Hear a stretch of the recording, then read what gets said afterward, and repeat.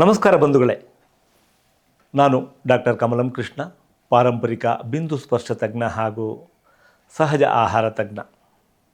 ನಿಮ್ಮೆಲ್ಲರಿಗೂ ನಮ್ಮ asset media video ಚಾನಲ್ಗೆ ಸ್ವಾಗತವನ್ನು ಕೋರ್ತಾ, ಇಂದಿನ ನಮ್ಮ ನಿತ್ಯ ಕರ್ಮಗಳ ಮುಂದುವರೆದ ಭಾಗವಾಗಿ ಚಟುವಟಿಕೆ ಅನ್ನೋದ್ರ ವಿಚಾರವಾಗಿ ಇವತ್ತು ಸಂವಾದ ಮಾಡೋಣ.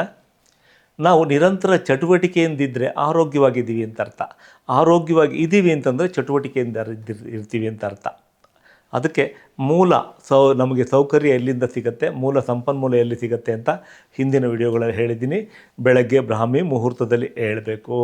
ಅದಾದ ನಂತರ ಅಗತ್ಯ ಇದ್ದಷ್ಟು ನೀರನ್ನು ಕುಡಿಯೋದಿರ್ಬೋದು, ಮತ್ತು ನಮ್ಮ ಸ್ನಾನಾದಿಗಳು ಮಲವಿಸರ್ಜನೆ ಸುಲಭವಾಗಿ ಮುಗಿಸ್ಕೊಂಡು ನಮ್ಮ ಸ್ನಾನಾದಿಗಳನ್ನು ಮಾಡಿದಾಗ ತಾನಾಗಿ ನಮ್ಮಲ್ಲಿ ಶಕ್ತಿ ಹೆಚ್ಚಾಗತ್ತೆ. ಅದಾದ ನಂತರ ಉಪಹಾರವು ಮುಗಿತು.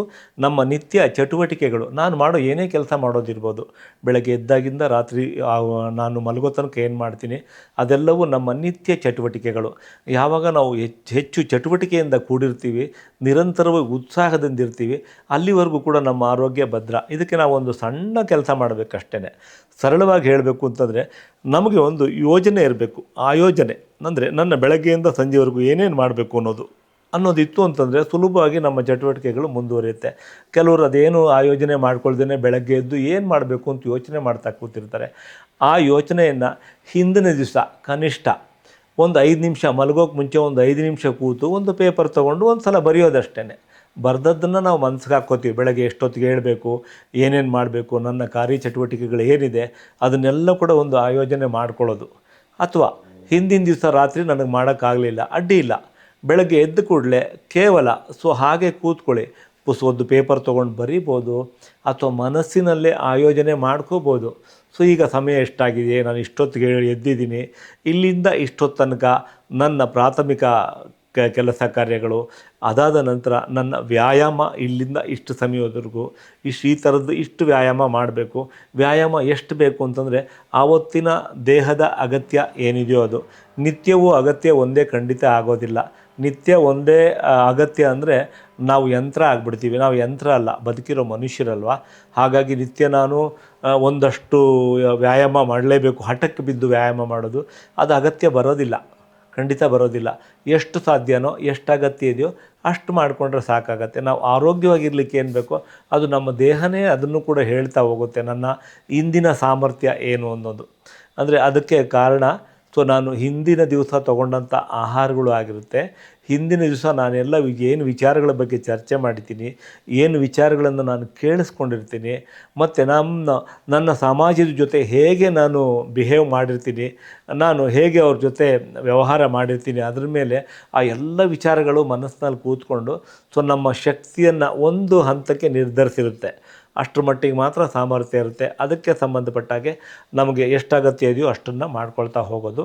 ಅದಾದ ನಂತರ ನಮ್ಮ ನಿತ್ಯ ಕಾರ್ಯಗಳು ಅನ್ನೋದಿರುತ್ತೆ. ನಾವೆಲ್ಲೋ ಕೆಲಸ ಮಾಡ್ತಿರ್ತೀವಿ, ಆದರೆ ವಿದ್ಯಾರ್ಥಿಗಳಾದರೆ ಸ್ಕೂಲ್ಗೋ ಕಾಲೇಜ್ಗೋ ಹೋಗೋದು ಈ ಥರ ಇರುತ್ತೆ. ಹೀಗಿದ್ದಾಗ ಅದಕ್ಕೂ ಒಂದು ಆಯೋಜನೆ. ಎಷ್ಟೊತ್ತಿಗೆ ನಾನು ಮನೆ ಬಿಡಬೇಕು, ಮನೆ ಬಿಡೋಕ್ಕೆ ಮುಂಚೆ ನಾನು ಪೂರ್ಣವಾಗಿ ಸಿದ್ಧವಾಗಬೇಕು. ಪೂರ್ಣವಾಗಿ ಸಿದ್ಧ ಆಗಲಿಕ್ಕೆ ನನಗೆ ಯಾರು ಸಹಾಯ ಬೇಕು ಅಂದರೆ ಯಾರು ಸಹಾಯ ಬೇಕಿಲ್ಲ, ನನ್ನನ್ನು ನಾನೇ ನೋಡ್ಕೋಬೇಕು, ಅದೇ ಸರಿ. ನನಗೆ ಬೇಕಾದ್ದೆಲ್ಲವನ್ನು ಹಿಂದಿನ ದಿವಸನೇ ಜೋಡಿಸಿಟ್ಕೊಂಡು ಬೆಳಗ್ಗೆ ಒಂದೊಂದೇ ಯೋಜನೆ ಪ್ರಕಾರ ಮಾಡ್ತಾ ಹೋದಾಗ ಒತ್ತಡ ಆಗಲ್ಲ, ಗೊಂದಲ ಆಗಲ್ಲ. ಸುಲಭವಾಗಿ ಒಂದಾದ ನಂತರ ಒಂದು ಮಾಡ್ತಾ ಹೋಗ್ಬೋದು. ಆ ರೀತಿ ಮಾಡ್ಕೊಂಡು ಹೋದಾಗ ನಾವು ಕೆಲಸ ಕಾರ್ಯಗಳಿಗೆ ಹೋದಾಗ ನಮ್ಮ ಕಾರ್ಖಾನೆಗಳಲ್ಲಿರ್ಬೋದು, ಕಚೇರಿಗಳಲ್ಲಿರ್ಬೋದು, ಏನು ಕೆಲಸ ಮಾಡ್ತೀವೋ ಕೆಲಸ ಸರಳವಾಗಿ ಸುಲಭವಾಗಿ ಆಗ್ತಾ ಹೋಗುತ್ತೆ. ನಾವು ಸುಮ್ಮನೆ ಒತ್ತಡ ಮಾಡಿಕೊಂಡು ಗೊಂದಲ ಮಾಡಿಕೊಂಡ್ರೆ ಕಸಿವಿಸಿ ಜಾಸ್ತಿ ಆಗ್ತಾ ಹೋಗುತ್ತೆ. ಯಾರ ಹತ್ರ ಮಾತಾಡಬೇಕಾದ್ರೆ ಕೊಡೋ ಗೊಂದಲ ಇದ್ದಾಗ ನಾವು ಸರಿಯಾಗಿ ಅವ್ರ ಜೊತೆ ಸಂವಹನ ಮಾಡಲಿಕ್ಕೆ ಆಗೋದಿಲ್ಲ. ಯಾವಾಗ ಸಂವಹನ ಮಾಡಲಿಕ್ಕೆ ಸಾಧ್ಯ ಆಗಿಲ್ಲ ಅಂತಂದರೆ ನಾನು ಆರೋಗ್ಯವಾಗಿಲ್ಲ ಅಂತ ಅರ್ಥ ಅಷ್ಟೇ, ಮತ್ತೇನೂ ಅಲ್ಲ. ಯಾವಾಗ ನನ್ನ ಮಾನಸಿಕ ಸ್ಥಿಮಿತತೆ ಚೆನ್ನಾಗಿದೆ ಅಂತಂದರೆ ಯೋಜನೆ ಪ್ರಕಾರ ಕೆಲಸ ಮಾಡ್ಕೊಳ್ತಾ ಹೋಗ್ತಿದ್ದಾಗ ನನ್ನನ್ನು ನಾನು ತೊಡಗಿಸ್ಕೋಬೇಕು. ನಾನು ತುಂಬ ಫ್ರೀ ಅಂತ, ಎಲ್ಲರಿಗೂ ದಿನಕ್ಕೆ 24 ಗಂಟೆನೇ ಇರೋದು. ಹಾಗಾಗಿ ನನ್ನನ್ನು ನಾನು ತೊಡಗಿಸ್ಕೊಂಡು ಒಂದಾದ್ಮೇಲೆ ಒಂದು ಕೆಲಸ ಮಾಡ್ತಾ ಹೋದಾಗ ನಮ್ಮ ಎಲ್ಲ ನಿತ್ಯ ಕಾರ್ಯಚಟುವಟಿಕೆಗಳು ಕೂಡ ತುಂಬ ಚೆನ್ನಾಗಾಗತ್ತೆ. ಯಾವುದೇ ಆತಂಕ ಇಲ್ಲದೆ ನನ್ನ ಕೆಲಸಗಳು ಚೆನ್ನಾಗಿ ಪ್ರತಿ ದಿವಸ ಯಶಸ್ವಿಯಾಗಿ ಮಾಡಲಿಕ್ಕೆ ಸಾಧ್ಯ ಆಗುತ್ತೆ. ಅನ್ನೋದನ್ನು ಹೇಳ್ತಾ, ಚಟುವಟಿಕೆ ಎಷ್ಟು ಪ್ರಾಮುಖ್ಯವಾಗಿ ಪಡೆಯುತ್ತೆ ಅಂತಂದರೆ, ನನ್ನ ನಿತ್ಯ ಬದುಕಿನಲ್ಲಿ ಯಶಸ್ಸು ಬೇಕಾದರೆ ನಾನು ಚಟುವಟಿಕೆಯಿಂದ ಇರಬೇಕು. ಸೊ ಸಾಮಾನ್ಯವಾಗಿ ಏನು ಅಂತಂದರೆ, ಇವತ್ತು ಆಗ್ತಿರೋದು ಚಟುವಟಿಕೆ ಕಡಿಮೆ ಆಗಿರೋದ್ರಿಂದನೇ ಆರೋಗ್ಯ ಕಡಿಮೆ ಆಗ್ತಿದೆ ಅಂತ ಹೇಳ್ಬೋದು.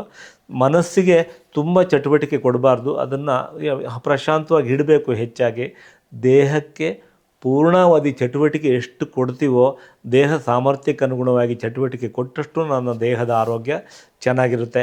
ಸೋಮಾರ್ತನೆ ಮಾಡಿ ಅಯ್ಯೋ ಅದು ಯಾಕೆ ಮಾಡಬೇಕು, ಅದು ಯಾಕೆ ಬಿಡಬೇಕು ಅಂತಂದರೆ ದೇಹದಲ್ಲಿ ಅಂಗಾಂಗಗಳಿಗೆ ಉತ್ತೇಜನ ಸಿಗಲ್ಲ. ಸೊ ಆ ರೀತಿ ಉತ್ತೇಜನ ಸಿಗದೇ ಇದ್ದಾಗ ಏನಾಗುತ್ತೆ ಅಂತಂದರೆ ಅದು ಸುಮ್ಮನೆ ಆಗ್ತಾ ಹೋಗುತ್ತೆ. ಯಾವಾಗ ಅಂಗಾಂಗಗಳು ಸರಿಯಾಗಿ ಕೆಲಸ ಮಾಡಲ್ಲ, ಆವಾಗ ಖಂಡಿತವಾಗ್ಲೂ ದೇಹದಲ್ಲಿ ಒಳಗೆ ನಮ್ಮ ಆಹಾರದ ಮೂಲಕ, ವಿಚಾರಗಳ ಮೂಲಕ ಏನು ಆಗುತ್ತಲ್ಲ, ಆ ಎಲ್ಲ ಕಶ್ಮಲ ಒಳಕ್ಕೆ ಉಳ್ಕೊಳ್ತಾ ಅದು ಬೇರೆ ಬೇರೆ ತೊಂದರೆಗಳಾಗಿ ಕಾಣಿಸ್ಕೊಳ್ಳುತ್ತೆ. ಆ ತೊಂದರೆಗಳೇ ಇವತ್ತಿನ ದಿವಸ ನಮಗೆ ರೋಗಗಳಾಗಿ ಪರಿವರ್ತನೆಯಾಗಿ ನಮ್ಮ ಆರೋಗ್ಯವನ್ನು ಕಡಿಮೆ ಮಾಡ್ತಾ ಇರೋದು. ಹಾಗಾಗಿ ಚೆನ್ನಾಗಿ ನೆನ್ಪಿಟ್ಕೊಳ್ಳೋಣ. ಸುಮ್ಮನೆ ಕೂತ್ರೆ ಯಾವಾಗಲೂ ಕೂಡ ಆರೋಗ್ಯ ಹಾಳಾಗತ್ತೆ. ಚಟುವಟಿಕೆ ಇದ್ದರೆ ಖಂಡಿತ ನಾವು ಬದುಕಿರೋ ತನಕ ಕೂಡ ಆರೋಗ್ಯವನ್ನು ನಾವು ಸರಳವಾಗಿ ಸುಲಭವಾಗಿ ಕಾಪಾಡ್ಕೋಬೋದು. ಅದಕ್ಕೋಸ್ಕರ ನಾವೇನೋ ಎಲ್ಲೋ ಹೋಗಿ ತುಂಬ ವ್ಯರ್ಥವಾಗಿ ಖರ್ಚು ಮಾಡಬೇಕಾದ್ದೋ ಇನ್ನೇನೋ ಮಾಡಬೇಕಾದ್ದೆಲ್ಲ ಏನು ಅಗತ್ಯ ಇರಲ್ಲ ಅಂತ ಹೇಳ್ತಾ, ಸೊ ಚಟುವಟಿಕೆಯ ಪ್ರಾಮುಖ್ಯತೆಯನ್ನು ಸರಳವಾಗಿ ಸಣ್ಣದಾಗಿ ಹೇಳಿದ್ದೀನಿ. ಮುಂದಿನ ದಿನಗಳಲ್ಲಿ ಇದ್ರ ಬಗ್ಗೆ ಬೇಕಾದ್ರೆ ಇನ್ನೂ ಹೆಚ್ಚು ಚರ್ಚೆ ಮಾಡೋಣ ಅಂತ ಹೇಳ್ತಾ, ಸೊ ತಮ್ಮೆಲ್ಲರಿಗೂ ಒಂದು ಮನವಿ, ನಿಮಗೆ ಈ ವಿಡಿಯೋ ಇಷ್ಟ ಆದರೆ ನಿಮ್ಮ ಸ್ನೇಹಿತರು ಬಂಧುಗಳಿಗೂ ಇದನ್ನು ತಲುಪಿಸಿ ಅಂತ ಹೇಳ್ತಾ, ಸೊ ನಮ್ಮ ಚಾನಲ್ನ ಸಬ್ಸ್ಕ್ರೈಬ್ ಮಾಡೋದ್ರ ಮೂಲಕ, ಬೆಲ್ ಐಕಾನ್ ಒತ್ತೋದ್ರ ಮೂಲಕ ನಮ್ಮ ಎಲ್ಲ ವಿಡಿಯೋಗಳ ನೋಟಿಫಿಕೇಷನ್ ನಿಮಗೆ ತಲುಪುವಂತಾಗಲಿ. ಮುಂದಿನ ವಿಡಿಯೋಗಳಲ್ಲಿ ನಿಮ್ಮನ್ನು ಭೇಟಿ ಮಾಡೋಣ ಅಂತ ಹೇಳ್ತಾ, ಖಂಡಿತ ವಿಡಿಯೋ ನೋಡಿದ ನಂತರ ನನಗೆ ನಿಮ್ಮ ಅಭಿಪ್ರಾಯ ತಿಳಿಸೋದನ್ನು ಮಾತ್ರ ಮರಿಲೇಬಾರ್ದು ಅನ್ನೋ ಒಂದು ನನ್ನ ಒಂದು ವಿನಯಪೂರ್ವಕ ವಿಚಾರದೊಂದಿಗೆ ಇಂದಿನ ಈ ಸಂಚಿಕೆಯನ್ನು ಮುಗಿಸ್ತಾ ಇದ್ದೀನಿ. ಎಲ್ರಿಗೂ ನಮಸ್ಕಾರ.